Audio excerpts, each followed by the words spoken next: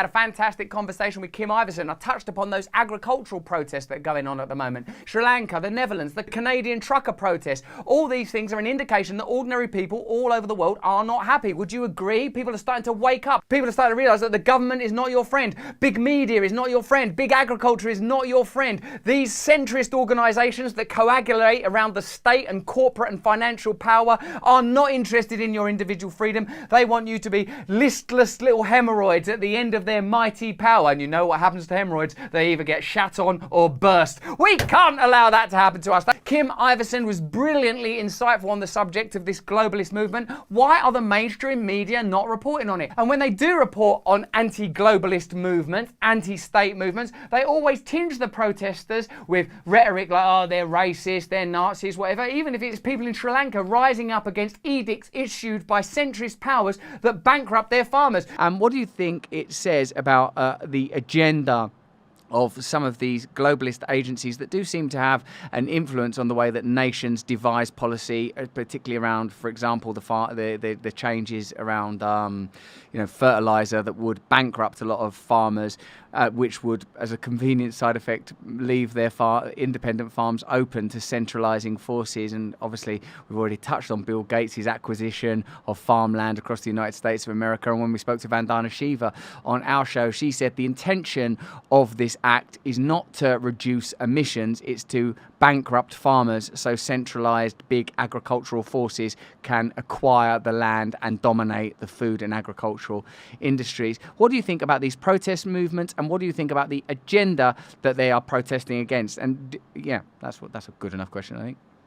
Yeah, I mean, I agree with you that I agree with your guest that says that for sure they're using these, they use these kind of things that we can all get behind, right? None of us want the world, we all want to benefit our environment. We want to live in a clean, healthy environment, healthy planet. We want these things. And so what they do is they weaponize the things we all want together. And this is how it worked even with wars, right? They weaponize our desire for people to be free. They weaponize our love for democracy.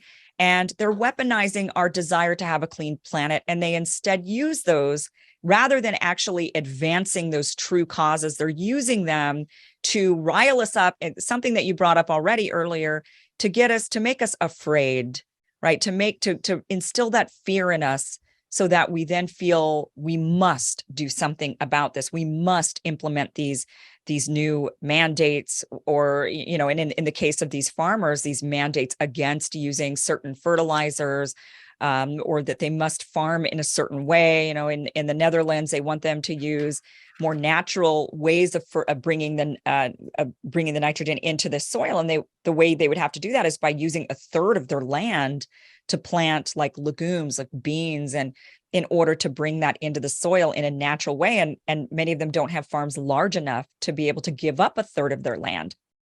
So they use these motivations that we all desire, and they use that to create this fear in order to get us to go along with certain principles, be it war or these various different, right now, global, this is good for the environment, so we must do it. We're in a crisis. The world is going to end. And that saying to us that the world is going to end makes us very afraid.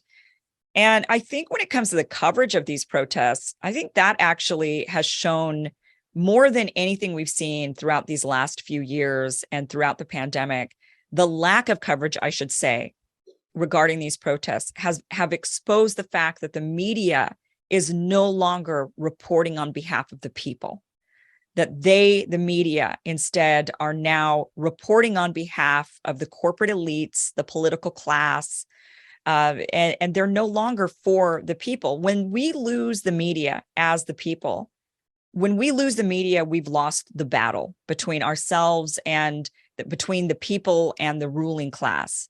When they control the media, we've lost. And that is what we've seen happen now with these protests. These protests are not being covered. I mean, that's just what we're seeing. We're seeing very little coverage.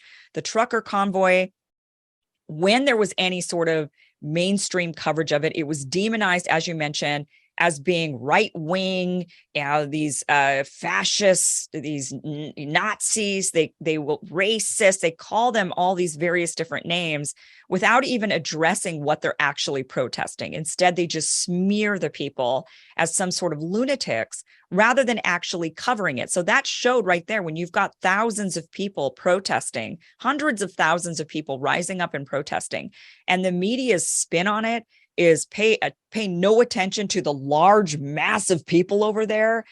They're all a bunch of conspiracy theorists. Pay attention to us.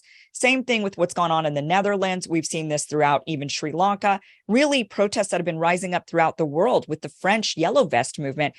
So even prior to the pandemic, prior to many of these things that are going on more recently, the lack of coverage on these protests where people, thousands, even millions of people coming out, like in the case of India, millions of people coming out, and lack of coverage just goes to, I think, exposes more than anything that the media is no longer for the people. And that is an enormous problem. And then there's those of us who report independently, and we're trying to get the news out there. We're trying to get the information out there to the people. And what happens to you and I, right? We get censored in one way or another. We have to tiptoe around the rules and restrictions of these big tech companies where we put our content on, and we're beholden to those restrictions in some way, shape, or form. Maybe not as much because we don't have an editorial team like what happened to me at the Hill. The editorial team that comes along and says, nope, you're not going to be doing that today. We might not have that, but we do have the big tech companies that are also in cahoots that are then telling us what we can and cannot say if we're going to be using their platforms. So we have lost, and we've got to figure out, we the people have lost, unfortunately. And this is why so many championed Elon Musk taking over Twitter, thinking that we would gain something back, that somebody would come along and help us gain something back.